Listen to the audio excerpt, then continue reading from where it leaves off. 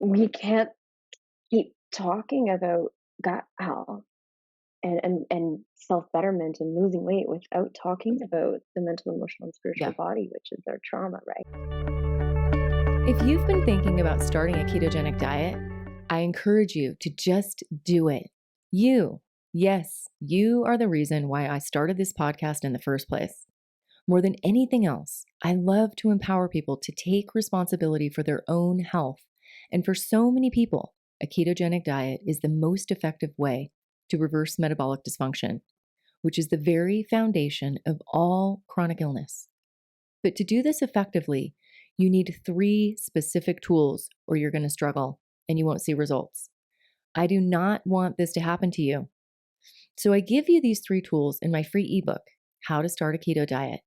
And you can go download your free copy right now at radicalhealthmakeover.com. Today, I want to welcome a very special guest, Kelsey Acorn. Kelsey began her wellness journey as an integrative gut health coach. But as she began working with clients to navigate their digestive issues, she soon realized, like many of us do, that a lot of the issues were correlated specifically to energetic and emotionally suppressed energy and traumas. She went on to become a certified birth, imprint, and childhood trauma coach and somatic breathwork facilitator. Today, Kelsey helps her clients get to the root of their traumas, challenges, and wounds to release them from the cells, tissues, and organs of their bodies, creating a healthier, happier, more optimistic lifestyle by removing limiting beliefs, patterns, and deep-rooted programs and conditioning from the client's past. She's extremely passionate about plant medicines and psychedelics as a healing modality alongside nutritional and lifestyle coaching. Kelsey holds sacred ceremonies, retreats, and workshops around the world. She also offers one-on-one virtual support. Welcome, Kelsey. Thank you, Mary, for having me. It's been a pleasure just getting to know you and connecting with you before the podcast, and I've been really looking forward to this.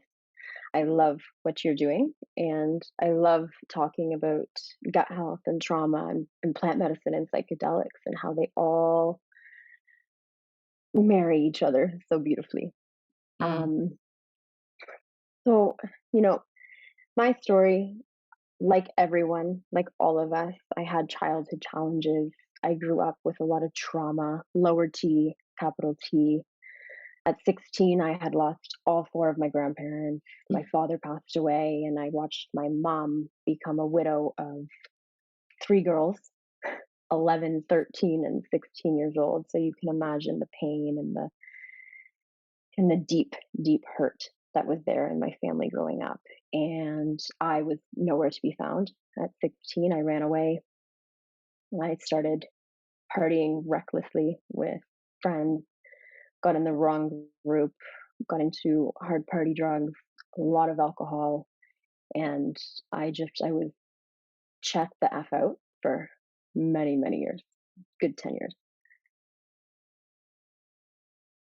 I started with psychedelics, like I started with MDMA and LSD when I was like 19, and ketamine kind of got introduced around 23, but I it's so hard. I don't know what direction to say this journey, but the long and short of it is that drug addiction, alcohol, grief, loss, all those traumas, I was dealing with them. And we all have traumas, whether we want to be conscious and aware of them or not, right?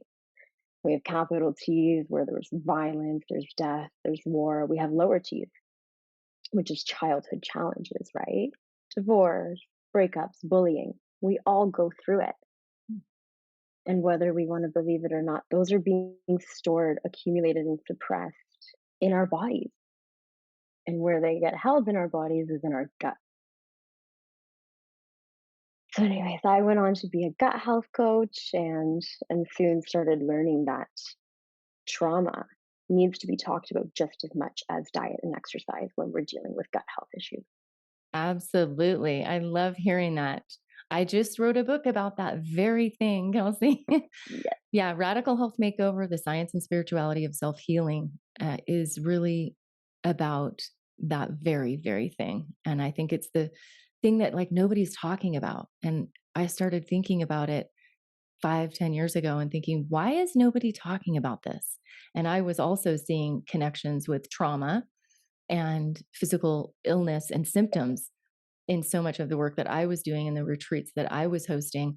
And, you know, there's a few people that are talking about it, Bruce Lipton, and a few of those people are really diving in now to this reality, but it's such an integral part, and we cannot separate the mind from the body. And like you said, the body has the memories, it knows everything. And even if you've tuned it out or suppressed it or denied it or tried to make it go away with alcohol and drugs, like so many people have, it doesn't work and it eventually catches up. So keep going. Yes, thank you. Thank you so much for hitting that again and saying it in a different way. It's like, yeah, we can numb out and distract and avoid and suppress or not think or not want to accept that it's happening to us. But at the end of the day, it's being stored in the body and it's being stored in the gut, which is the solar plexus. So then I went on to do plant medicine, Mm. ayahuasca, when I was 25.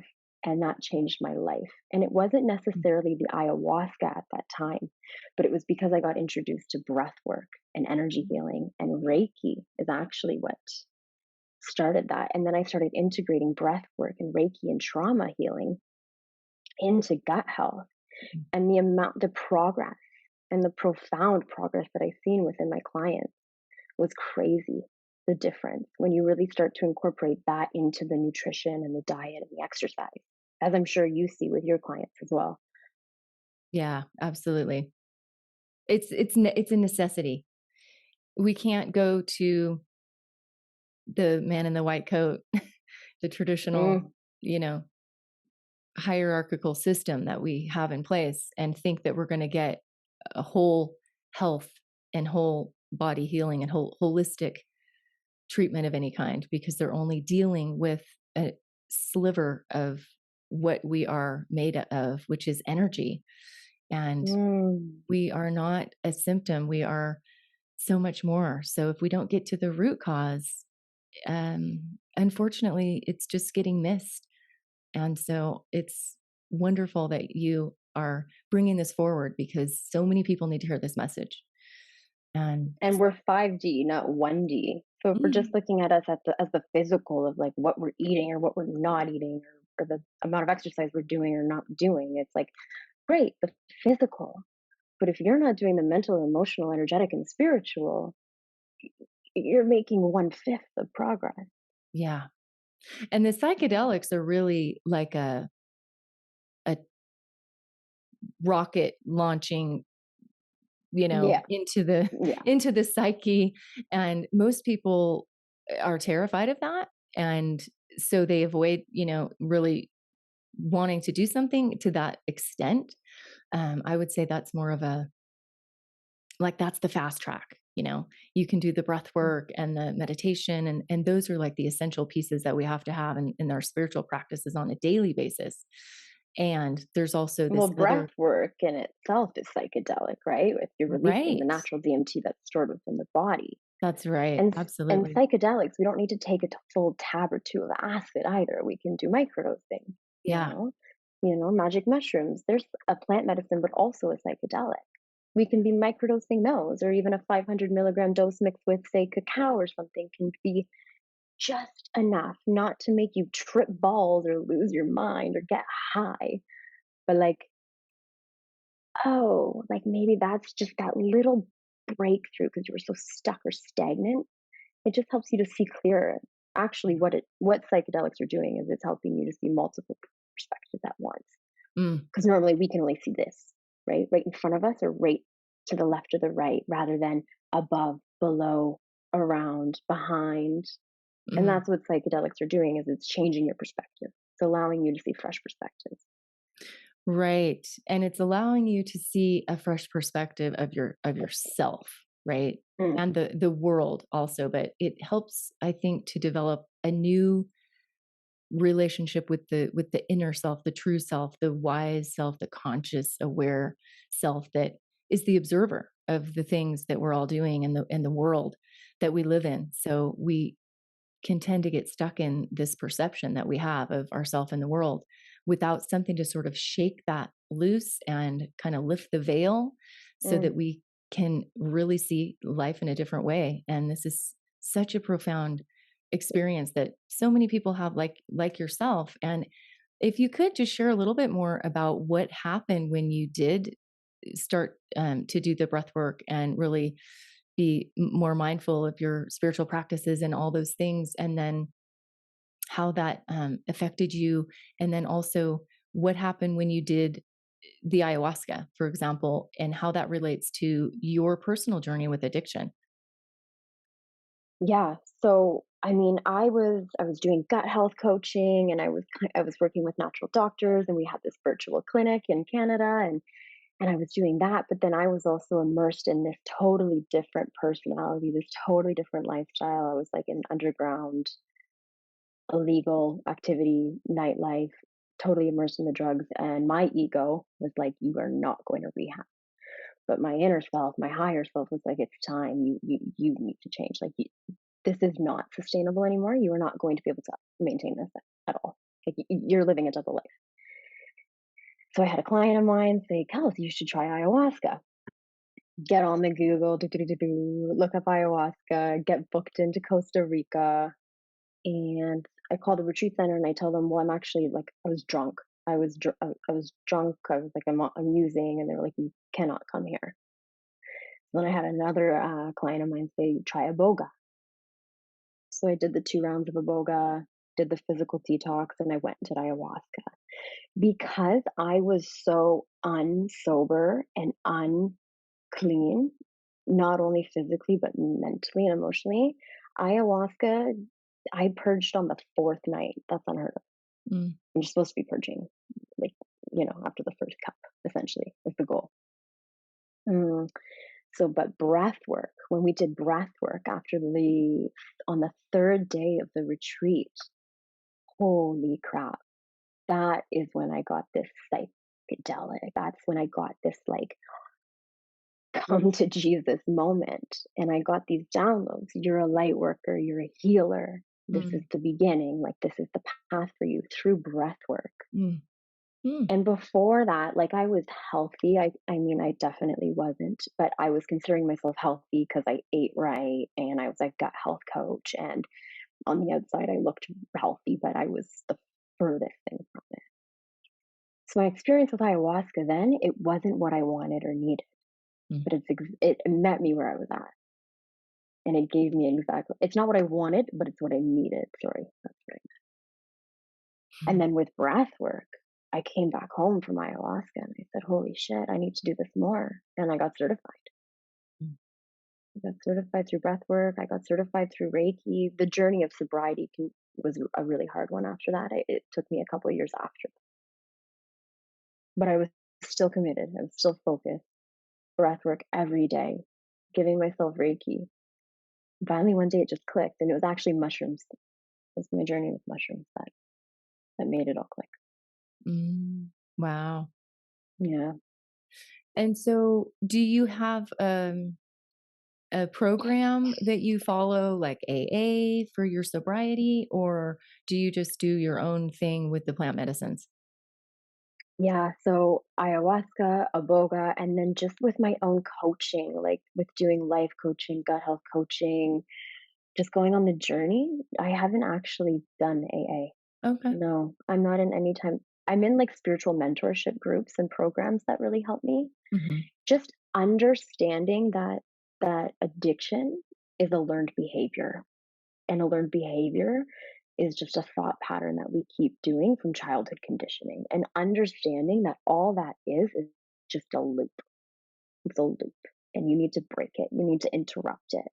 Mhm. And so when I understood the science behind what I'm actually doing here with these mushrooms, what I'm actually doing here with these plant medicines, and how they're actually shaking up and rewiring my neural pathways, it made sense. And I don't know if it's just because I understood it or what, but it made sense, you know, in my journeys. And I'm like, I'm rewiring, I'm healing. Yeah. I mean, however people get to that point where they no longer need to use, I think that's progress. And And there's a lot of ways to get to the top of the mountain. So, um, yeah, thanks for it's just finding that, yeah, I tell everyone it's different for everyone, honestly. It's different for everyone, and you have to be ready. You have to be ready to see yourself. yeah. You actually have to be ready to see yourself in the shit and like forgive and let go. Mhm. It takes a lot of discipline. And so whatever and a lot of support. And I'm very grateful that I have both of that. Yeah. Yeah. It can be pretty terrifying to think about how you're gonna look without the filter, you know? Mhm. It really just disarms the ego, and you see straight in, and it's pretty, humbling and terrifying. Humbling, vulnerable, exposed, Yeah. courageous. It's all the things. And it brings up a lot of emotions as we're sobering up. I actually just made a post about this today, so it's funny, but as we're sobering up physically, we don't realize that we're also decluttering and sobering up mentally, emotionally, and spiritually. And with that comes so many emotions. And it's common for us to be exhausted and for us to be burnt out or feel like, oh my God, this isn't easy, Yeah. So and It's I just not thought it was just easy. sobering up physically. No, I'm sobering up all of this. Yeah. It's not And it's easy. exhausting. Yeah, it's exhausting. This is not the easy path. The easy path is to keep numbing out and not feeling. Feelings are can be excruciating, you know? And that's, I think, why alcohol is so popular, because people don't want to feel with what's there. And it's not even always alcohol or drugs. It can be food. Oh, Food yeah, is a big one. It's a big one. Or absolutely. just TV scrolling, all those things, right? But if we're talking like gut health and if we're coming back to that, it's like the food you're eating, it's a coping mechanism. Mine Hmm. was drugs and alcohol, and if yours is food, it's like just understanding that that is a childhood condition from negative thought patterns and programs, and you've made it acceptable. And sometimes it's a plant medicine or a psychedelic journey or experience, and sometimes it's coach, and sometimes it's just like, I don't want to do this anymore. Mm. You know? Yeah.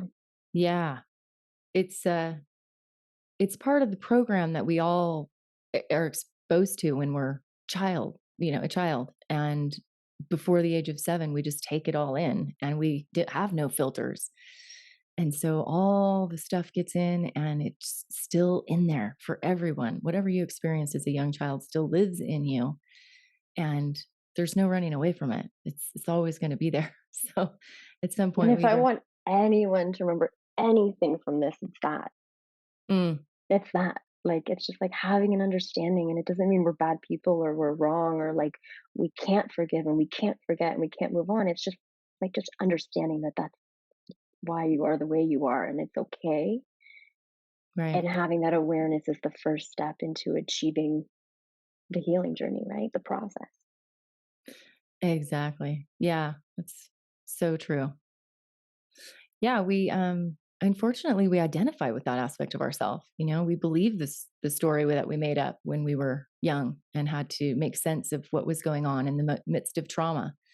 And I can't tell you how many times I've seen people tell me their story of their symptoms, and then when you ask them to go deeper with that, always at the root of it, there's a trauma. Always. I've never ever seen a physical symptom without a emotional trauma at the root of it. I heard this quote, are just triggers are just a sign that your body's ready to let go of. So when we notice what's triggering us, like that's what we're ready to let go of. And so if we can begin to look at symptoms as like the body just telling us, look, this is something wrong, right? Like look at symptoms as a good thing, Mhm. right? It's like it's all in perspective. Our Yeah, symptoms, our triggers, they're here to heal us. right. They're here to show us those things if we're willing and able to go deep and uncover them. And work Right. through And them. when we feel triggered, what do we normally do? We get angry, we lash out, we feel attacked or vulnerable. We feel these are the moments where we feel uncomfortable, and typically we don't move towards discomfort, we move away from discomfort, and we don't ever really address what was there to teach us about ourselves in that moment of being triggered. And Hmm. if we can really just sit with that discomfort, this is so important, whether it's, reaching for the next beer or reaching for, the Cookies. cookie, the candy, the bread, the pastry, the whatever it is. Um, that's when we have to stop ourselves and really say, what's really going on here? And what am I trying to avoid by doing this activity or this action that isn't going to serve my highest good or my intention for myself? Because when you can have all the good intentions you want all day about getting healthy and getting in shape and losing the weight, your aware self wants those things, but what gets in the way is the program, the unconscious self. And what's Because we underneath do that it is just unconsciously. It's just a habit. It's it's a habitual. habit. Absolutely. Yeah. It's normal. But I love that you say that the triggers are the opportunity to learn and to They grow. are. And that's usually the time, like, I've been married for over 30 years, and Mhm. people always say, "Oh my god, how did you stay married so long?" I don't see how people do it, to be honest, because it is a lot of work. And the reason it's a lot of work is because your partner is mirroring for you the very things you need to learn about yourself. And there's a lot of things that can be triggered along the way. And with Yep. today's, you know, throwaway dating and I don't know what you call the whole Tinder thing and all that, the online dating thing. I mean, it's just a lot easier to just swipe whatever way you swipe and move on to the next guy or girl, whatever. It's like, why do we put ourselves through these hardships to grow and to stick with something that's hard, and if our partner is mirroring something that's showing us a part of ourselves that we don't like, because we're triggered, right? When you're triggered, you're pissed, you're in a state of, you're reacting to something outside of yourself, but really it's just a mirror of what's going on inside, right? Yes. And that's the opportunity. So it's so easy just to throw it off to the side and say, oh, I don't want to deal with that person because they piss me off or whatever. But really that's where the growth lies. And if we can stick with it and really dive in deep, however we do that, I think that's really where the growth happens, and that things can, really evolve and manifest in such a beautiful way when you can stick with those hard times, and when you feel triggered, to know that that is just your body saying, okay, you have some work to do. What do you need to let go of? This keeps triggering you. Your husband's mirroring something to you. What is in you that you need to let go of that he's still pissing you off about, Yeah, right? exactly. And it's interesting that you said that. So it's uncomfortable. So from I'm a trauma informed coach, right? So it's like that's called our window of tolerance or your window of presence, right? Is when we're comfortable, which is hardly ever, right? And so sometimes we can come out of the window of presence and the tolerance, and we can go up or down, hyper or hypo. And so we run away or we freeze, right? Or Mm, we turn to the things that are familiar and comfortable, and that's drugs, alcohol, sex, food, whatever. A relationship that's toxic, but whatever. Mm. And then psychedelics and plant medicines allow us, when with the right setting, the right mindset, in the right environment, essentially, is what I'm saying by that, and with a guided facilitator, they allow you to sit with that discomfort in a safe way with love. They meet you there, they present it to you, they give you different perspectives, right? So that we have no choice. We can't run away. mm, And it's truly not a very scary process while you're in it, but the thought of it, the thought, when I talk to people that want to sit with me in a plant medicine or a psychedelic ceremony, their biggest concern is control, their mm, lack of control. mhm. And again, it's like that they're all correlated. For me, I was in control when I was drinking because I was out of control, but that made me feel in control. Mm. And we know that we can control our eating, and we know that we can control our thinking, and our behaviors are controlled. Psychedelics aren't making you lose control, though. They're not. Plant medicines are not making you lose control. That just actually just does not happen. That's a myth. Mm. They're allowing you to see. They're allowing you to sit and be with the version of yourself that you're scared to be. Because when you let go of the pain, when you let go of the trauma, who are you? Mm. And some of us don't know. So it's like, it's effing scary. I don't know. Right, we're all afraid of the unknown, but how beautiful to actually get to know that person in there. Mhm. And then you talk about relationships, and especially if you're in a conscious, committed partnership, and yes, they are going to be a mirror for you. That could be a psychedelic experience all on its own. Mhm. What a trip. Mhm. No pun intended. Oh What a gosh. trip. Yeah. I'm blessed with a beautiful partner who mirrors me back all my shit too. He's so supportive. And Mm. he's on this plant medicine psychedelic healing journey as well. But it's like, wow, you don't realize that uh, the closest people to you are the closest mirrors. And you can take it as criticism, and you can get defensive, or you can sit with it and be with it and turn it into healing, growth, triggers, symptoms, right? Exactly. Yeah, that's really profound. And that's what we do. The more comfortable we get with discomfort, I think the easier life is in general. And it's not an and or an or, it's not a this or a that. It's I think what one of the things that psychedelics gave me was the ability to hold both of those things at the same time, you Yes. know. And we're such a this or that minded as human beings that we don't necessarily have the capacity. We can either be sad or we can be happy. We can, be disappointed or we can be elated. But really, when you do enough of these medicines, for me, what's happened is that I can be all of the things all at the same time. And it isn't one or the other. It's life is all of it.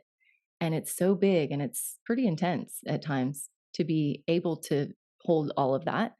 But yet I Mm. wouldn't want it any other way. Like you can't put the genie back in the bottle. Once it once you see it, it's like, oh, you can't unsee it. And then it's all just part of the beautiful matrix of life. So And I'm just looking at you, and I'm just like, oh, I feel that. Like, I feel like you embody that, like all versions of yourself, and really allowing them in. Because we try to suppress them, right? Because we're told it's not okay. It's not okay. But it is. mhm. It's okay. Like, let's normalize that, Yeah. Normalize honestly. emotion and feeling things. Yeah. And then rather than like, let's work on our emotions and our mental being before working on our physical, or while working on our physical, right? Because if we switch that, the food we choose is going to come naturally so much healthier. Or we're going to want to work out and exercise and take care of our bodies because we have more love for ourselves. We have more love for life. Like, why can't we make that a thing, Uh-huh. I love right? that. Yeah. That's so true. It's like it's just all in the wrong order, the way that we try to do things. Let's change your diet. It's like, okay, but why Big is it pharma. yeah, why why is your diet not working in the first place? Why are you doing the things that you're doing? If we don't start asking those questions, why? How did what I always want to know when I work with a client is how did you get where you are? What brought you to this place, and Yes. unwinding that whole story and the belief systems that we have about what's healthy and what's not is I so, read so a important. funny meme, and I have to say it before I forget. If diets worked, you wouldn't be back on your diet. So, like, and I'm not saying that we shouldn't be on diets, but it's just like it's a lifestyle, right? It's lifestyle choices, and it's not just the physical. Mm-mm. It's not just a But fix if the diet physical. you were on last month worked, you wouldn't be considering a diet again. Because I know so Exactly. many people going on in and out of diets, and it's like the commitment Yeah, to and then life. none of it would be difficult if we could tap into that deep love that we have for ourself that we sort of block because we can't allow ourselves to feel. So it's all, Because it wasn't safe maybe when we were 7, or it wasn't allowed when we were 10, yeah. right? So we need to, and it's no one's gonna come save us, and that's the shitty part. Right. I said that to someone the other day. Nobody's going to do this for you.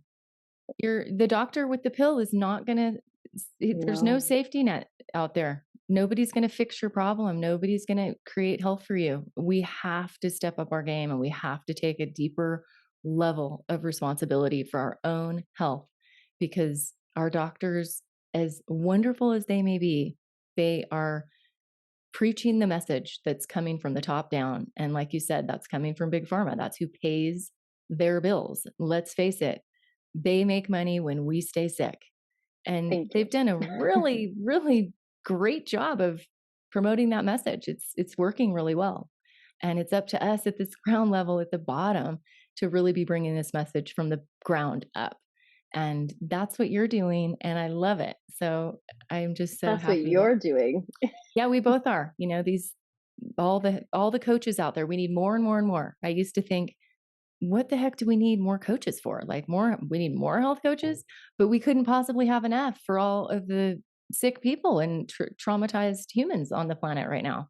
It's like, Mhm. yeah. So here we are. And we're all different too, right? It's like finding a coach that everyone's authentic. You have your own authentic needs, and we have our own authentic skills in how we support and help navigate too, right? So yeah, you're right that we need more coaches. Yeah, We need more people understanding that our mental, emotional, and spiritual bodies are just as important as our physical. And understanding our childhood and our traumas and the challenges that we've been through is just as important as understanding calories and sleeping pills, and absolutely. Yeah. like they're just as important, if not more important in my mind. Yeah. I think they're all, they're all at the top of the heap, they're all equally as important and you can't say Mhm. one's more important than the other. So yeah, I think too, sometimes people see their childhood because we've repressed and um, been in denial. I mean, denial is a coping mechanism. It's a good thing that we have that available, but at some point we have to question, what are we in denial of? I guess, and start really being curious What about don't you want to see? it. Yeah, exactly. And when we look back on our childhood, sometimes because we've repressed and denied so much of the material and just not let it seep in, um, we think our childhood wasn't so bad. I know a lot of people who think my childhood was great. I was a happy kid and my family was great. And so that makes it all the harder and the more difficult to really get to the root of the problems that people are faced with because maybe they don't have the perception that their childhood was that there was anything wrong with it. And And that's okay. I work with people who are like, "But Kels, like, I didn't have a traumatic childhood," and I'm like, "And that's why we're gonna call it a challenge." right, But I don't care how beautiful your mom and dad were. I mean, I do care, sorry, but, like, your mom and dad could have been absolutely beautiful. Your memories are beautiful. Nothing traumatizing happened, but you had challenges, and maybe not in the family home, but with your peers, with mm, your siblings. Like, it doesn't necessarily always have to be mom and dad. From right, experiences out in society, but you were a child and you had a challenge, and it left an imprint, maybe not in your mental memory, but it left an imprint in your body, and you carry that energetically. absolutely, yeah, And so I think, yeah, like, I'm a childhood trauma coach, so sometimes I don't always like to say that because there are people that I'm like, "I didn't have a childhood trauma. I wasn't raped. I wasn't abused. I wasn't molested." And thank God. But you did have a challenge. hmm You did. We all have challenges. yeah. I mean, honestly, just being born and that trauma of separation from our mother was significant for every human on the planet. Just that. that original separation, that original wound, if you will, is Mhm. lives in Birth everyone. imprint. Yeah. Your Not to birth mention, imprint.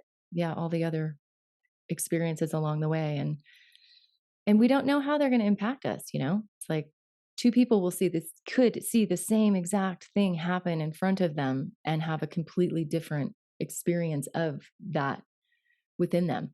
You know, some people might Exactly. have made up a story that they're not lovable, and the other person could have made up a completely different story that, you know, life's too short not to love everybody. So it just all depends on what story we made up in the moment that we had whatever experience we had, and how that carries through in our day to day, even as adults. So that's kind of what I've seen in the work that I've done, is that these stories live in us now. And the way into the story, I've always found, is through the physical symptom, through the body. And the body has all Mhm. the answers if you stop and listen and tune in. So much information can be revealed just by having a simple morning meditation practice where you sit in a silent space and you know, undisrupted, and don't do anything. Just stop. Just be. Just be, Just and it's so hard it's sometimes, so isn't it? hard. But So hard not to look at your phone and, you know, want to mm. do something other than what you're doing. It's so compelling. It's an addiction, really. It's like, if you want to know what you're, Back to the addictions, back to the loop. yeah. I mean, we are addicted to our thoughts in many ways, and to release Mm. our negative thought patterns is, you know, maybe several layers underneath the alcohol and drugs, but Yeah, eventually you're going to get to that addiction as well. If you keep going at the core, it's going to be, okay, why do I keep thinking that thought? You know, if it makes me feel like shit, why do I keep thinking that same thought that makes me feel bad? exactly. And it's because it served you at one point in your life, right? That's what the ego does. It protects us. So whenever you have that childhood challenge, that is why you created that story, right? That narrative that you're choosing to continue to believe. But Exactly. you don't need to keep you can write a new story. You don't have to keep telling yourself that story. Like how you are when you're 7 verse 27 verse 37. You're you're a different person.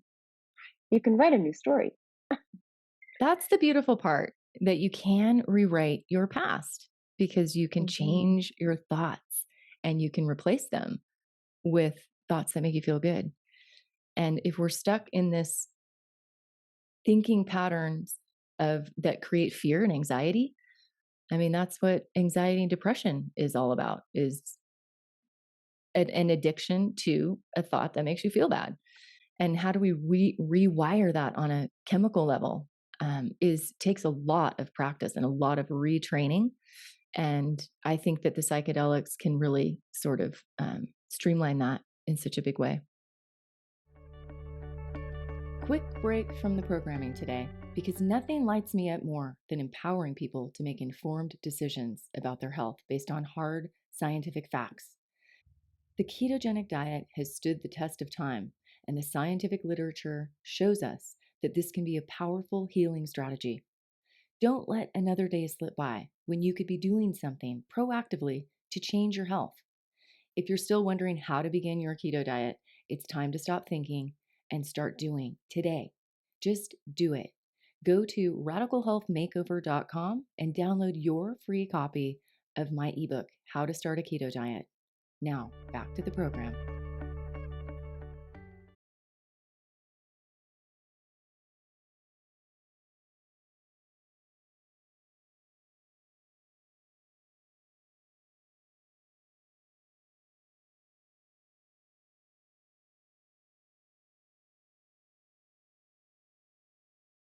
It's interesting that you brought that up too, because anxiety and if we're talking about the gut health, that's our first brain. That Hmm. holds all our nerve pathways, right? And so if we have unresolved trauma in the gut, if we have leaky gut and all of these GI tract functional disorders, do you not think that's going to play a role in what's causing you all this anxiety and all this stress and all this depression? Absolutely. Is the unresolved trauma, unresolved healing within the gut? Yeah. And then yes, and then psychedelics can break that. They can come in and they can interrupt that. And plant medicines can actually help us purge it. More specifically like ayahuasca, iboga. Mushrooms are more of like an energetic, emotional purge, but like we can actually physically combos a beautiful entheogen Mm. that can actually help us to physically purge the shit. Right. This is a very detoxifying medicine. Yeah, combo. Yeah. Are you talking about combo? Yeah, I just actually had a combo experience last week, and Ah, that binds the toxins in the body, and you are purging both ways, all ways of yes. the body. But if we're talking a mushroom ceremony, we're going to energetically, emotionally detoxify the body. Mm, Sometimes physical for sure, but it's not commonality. right. Yeah. So yeah, if you're caught in a loop, you're caught in a cycle, you're caught in an addictive. We're all addicted to something, Yes, not we are. unfortunately, but like you said, our thoughts are addicting, so we're clearly addicted to something, right? And so it's just having that self awareness. How can I see things in a new light, in a new perspective? And sometimes it's just the self will and the discipline, or meeting a new friend, or being in a relationship that mirrors your shit. Or sometimes it's like a rock bottom, or sometimes it's plant medicine or psychedelics, or a coach like yourself, or reading a book that Mm. actually just inspires you to make a change and to rewrite the story. Like, chapter closed. I want to look at my life in a new way. Because that happened to me at 7, but it doesn't need to be my story anymore. Right. I can choose a new thought. I can choose a new pattern. I can choose a new behavior. I can Absolutely. choose a new habit. Mm. Yeah. Yeah. Super important. So if somebody was interested in or struggling with their health, um, how would they find you and what type of work might you do with them? Yeah. So you can find me on my website. It's probably the best, Hmm. www.kelseymarie.ca. Instagram is the only platform that I use on social media. I do love Instagram. And it's so funny because like titles and labels, but how do I help? I'm helping you get to the deep root issues. I'm helping you debunk, deprogram, and get depattern, right? I used to work in the physical as a gut health coach. I still do that kind of stuff and I still work along psychotherapists and natural doctors, but I'm really more like trauma informed. Let's release it somatically through the body. Hmm. Beautiful. And that might look like somatic therapy, that might look like Reiki. Breath work is a super, super massive tool that I use. And it might look like sitting in ceremony with me, coming on a retreat. I know you host retreats too. Yeah. Yeah. I have Yeah. one coming up in Mexico. So I'm really Yes. excited about that. We'll Yeah. have to collaborate one day. I know. Maybe you can come to one of my retreats and I can come to one of yours. But yeah, Yes. it's very much a mind body experiential journey that I take people on, and we integrate the mind and body and in a big way, and it's pretty profound what happens at the Mm. retreats, and really focusing on metabolic health and shifting the biochemistry on a cellular level. So Do um, you find that your clients, your guests, your participants have better results because they're in such an immersive environment? oh Like yeah. like they're actually tuned out away from like the normal, and like they're like tuned into your retreat. So it's just so much more immersive, eh? Yes, it's very immersive, and it's there's something that occurs inside that's an emotional shift for sure Mm. that occurs as a result of really being in a group, which I think is such a powerful transformational space.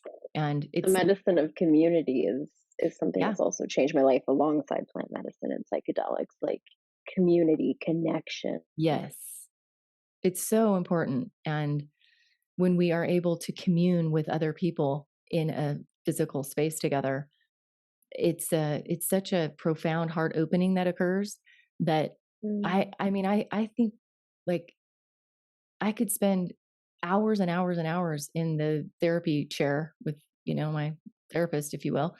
I don't have a therapist, but if I did, I imagine that I've used a therapist on occasion. And not to say that they're not useful, they're very useful, but the amount of work that can be done in a group is like just leaps and bounds beyond what somebody could do one on one with somebody else.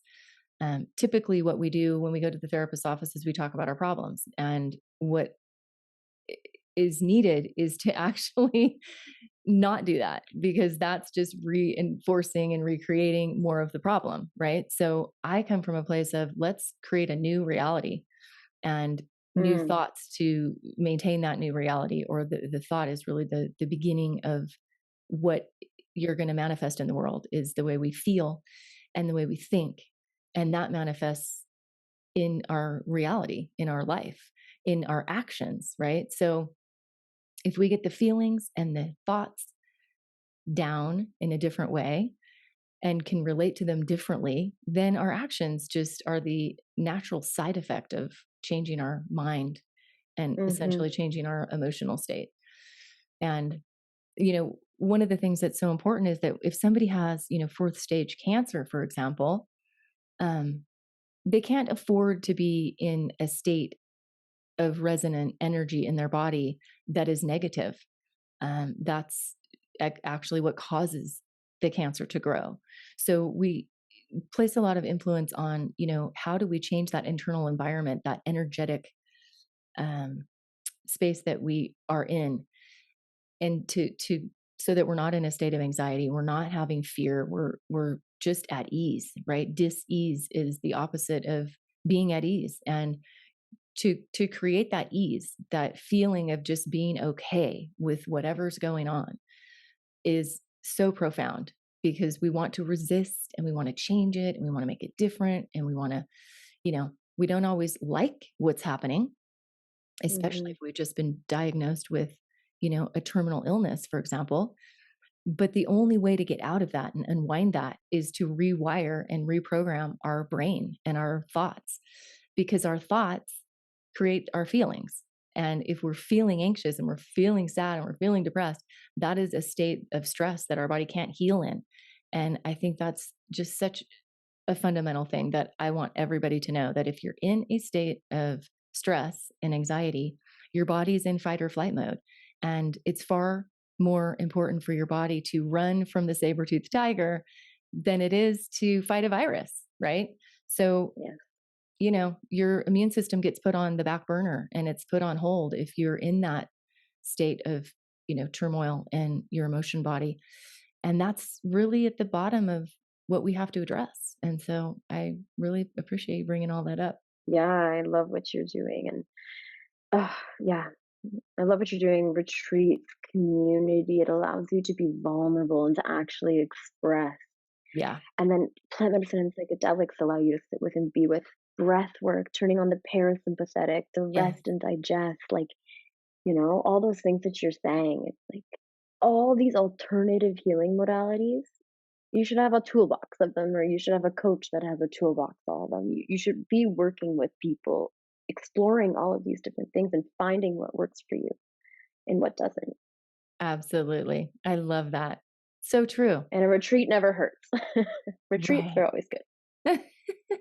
Anything with the word treat in it. Yeah.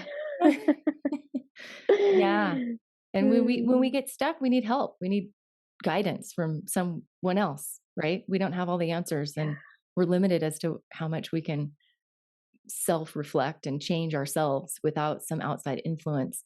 If we're looking at our phones and we're looking at media, the input needs to change to something different. And I guess that's why I'm doing what I do, because I want to help people change their inputs and learn something Mm, totally different that they're never going to see by, it's not presented in the media.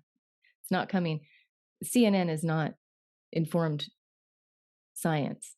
You know, uh, Facebook is not where you want to get your medical advice right now, mhm. because anything that goes against the paradigm is going to be censored anyway. And my account's been shut down several times. So I hate Facebook. And I don't Yeah, want to do it we've at had all. that conversation. Yeah, we did. And so, Yeah. yeah, I understand. It's like starting over and starting over twice now. And I really didn't even say anything controversial. So if, yeah, it's really frustrating. But the point I'm is, sorry that we happened have to to look you. outside of our phones and our mainstream media if we want to find answers. And that's that's what you and I are doing. We're kind of steering Yes. in different Look directions. within, go within. Like that time, one of the biggest things that I did too is like obviously coming from drug addiction and alcoholism and like underground nightlife. It's like, fuck, what do I do with myself now? Like everything I knew got changed. Mm, So like listening to podcasts, listening to audiobooks, like really going within and like really like just like studying more about what interested me, which was like psychedelics and plant medicine and alternative healing and going on retreats, like mm, doing better things with my time that was more in alignment with who I was becoming, right? mm, And so just being yeah, like instead of scrolling on Instagram, catch yourself, fuck, I'm doing it again. What mhm. can I do? Do a quick yoga flow, do a meditation, do some breath work. I don't know, go bake That's something right. really healthy. Do what you love, but like, I'm doing it again. I got to break the pattern. What am I doing? And find what feels good for you. Find the practice that feels good for you, or reach out to your coach or your support mentor, or you know, it's like Absolutely. because when you're changing everything, your external is going to change, but your internal is going to be changing too. So being aware of that. Yeah. And I love that you said that Yeah. you're doing something, you're choosing to do something that is going to take you in the direction of who you want to become. So Yeah. it may be very uncomfortable. Like you might think, Extremely. well, that I don't really want to do that because my, you know, habitual self, my programmed self wants to do this other thing, but I'm going to do this anyway. I'm going to do this thing anyway because it's taking me in the direction of of becoming the person that I want to be. It's not who I am now. So it may feel a little bit fraudulent. We have this Yes. a little bit like, well, Unfamiliar. that's not really me. I'm not really that spiritual. So why am I going to do this, spiritual thing? Because maybe you want to have a spiritual connection. And if you do that thing enough, you will, it will change you, it Mhm. will. And we do have to replace those old habits with something that's healthy and good for us. And like you said, if we're desiring to have a beer, okay, well, what can I do different that's going to actually take me in that direction? And do that, do the meditation, go for a run, take a hike, get into nature, call a friend, call the coach, do something that is not that habit and something that's different. And that's really what this path is all about, is just one step at a time. You don't have to do it all in one day. Just take it one step at a time and moment by moment, really, what am I going to do right now that's going to move me in that direction? I want a Yes. cigarette, but I'm going to go take a cold shower instead, just Mhm. to shift the energy. So simple things like Jump up that. and down, That's right. shaking, Yep. somatic shaking. Like there's so many different things, but find what resonates with you. Yeah. Find what resonates with you and get lots of tools in your tool belt. And then you can use them. I met with a client today actually, and she said, well, I don't know if I'm ready to this. I get this all the time from people, but she happened to say this today. I don't know if I want to do anything different with my diet today because I'm going on vacation in 2 weeks, And it's like, I did say, well, I'm going to give you tools and you can use those tools anytime for the rest of your life, no matter where you are. And there's always going to be a vacation. There's always going to be a birthday party. There's always There's going to be a always wedding. going to be the next Always. thing. You're never not like, is this your only busy season in life? I used to say that to people all the time too. you Uh-huh. you don't plan on being busy again after this week? Right. It's never a No, good like time. There's never a good time, and there's no better time than right now to start doing something different. So, yeah. yes. So I will put the links to where people can find you in the show notes, Kelsey. And yeah, is there any I've just really enjoyed this conversation so much, and I appreciate you, and I hope that we stay connected. I will send you a copy of my book, and Yes, please. I can't wait to read your book. yeah, and then we can do another Yeah. podcast later. Yeah, well, with But everything that you've told me, it's like, wow, okay. I'll be reading it tonight. good, I'll send it to you right Yeah. away. Yeah. So, is there anything that you would want to leave the listeners with? If you could just say one thing or two that would Hmm. be your parting words of wisdom, what would you leave us with today? Hmm. I think based off of, what we've talked about, the big thing is just understanding like you're in a loop. You're in a loop. If you're wanting to change, just understanding that you're just in a loop and all it takes is a pattern interruption, Mm, is a behavior change. It's just one shift in your day, one little shift that could change the rest of your life. And it's all coming from your childhood challenges and conditioning, deep rooted. So once you understand that knowledge is power, it can be power if you mix that with support, accountability, discipline, and love, and so much love. Love mm, and compassion on the journey of healing. I love that. Yeah. Yeah. And you don't have to keep writing the same story. Yeah. You can choose to write a new one, and you don't need to tell the same story over and over again. Yeah, Yeah. it's And it can beautiful. start today. Yes, it can start It can today. start today. Yeah. It's your choice. Mm, beautiful. Yeah. And you don't have to do it alone. Yes. Yes. Yes. Yes. I also And shared that today. uh-huh. Yeah, you don't have to do It it can alone. be liberating, not lonely. Yeah. Yes, it's beautiful. Because it can feel very lonely Hmm. when you're going through a transition. When you're transitioning your ways of being, it's a very lonely process. It can be, but it's also very liberating, empowering, and freeing Yes. and emotional, but it's all Yeah. welcomed. Yeah. Yeah. If you're willing and brave enough to say yes to experiencing emotion and feeling deeply, Yeah. this is a path to explore. And I just want to tell people that it's not your fault. Mm. You know, it's not your fault that you are feeling the way you feel, and there is a way out. So keep exploring, reach out for help. If you feel stuck, if you have a mental illness, if you're feeling depressed, anxious, reach out, keep reaching out, keep seeking information, and keep connecting with your higher power and your higher self. Yeah. It's been a lovely conversation, and I hope to continue with you. I know that we will. And thank you so much for joining me today. Thank you so much for having me. I love what you're doing, Mary. Thank you. I realize that what you've heard here is a radical departure from today's politically correct nutritional guidance. If it were politically correct, it would be endorsed by the media. And if it was endorsed by the media, it would be endorsed by Big Pharma. Let's face it, Big Pharma makes money when you and I stay sick. The real truth is, you can take control of your health with an intelligently designed plan. After helping people get keto adapted for over 25 years, I have found that everyone who succeeds does three very specific things. I've included all three in my book, How to Start a Keto Diet, and you can download your free copy at radicalhealthmakeover.com.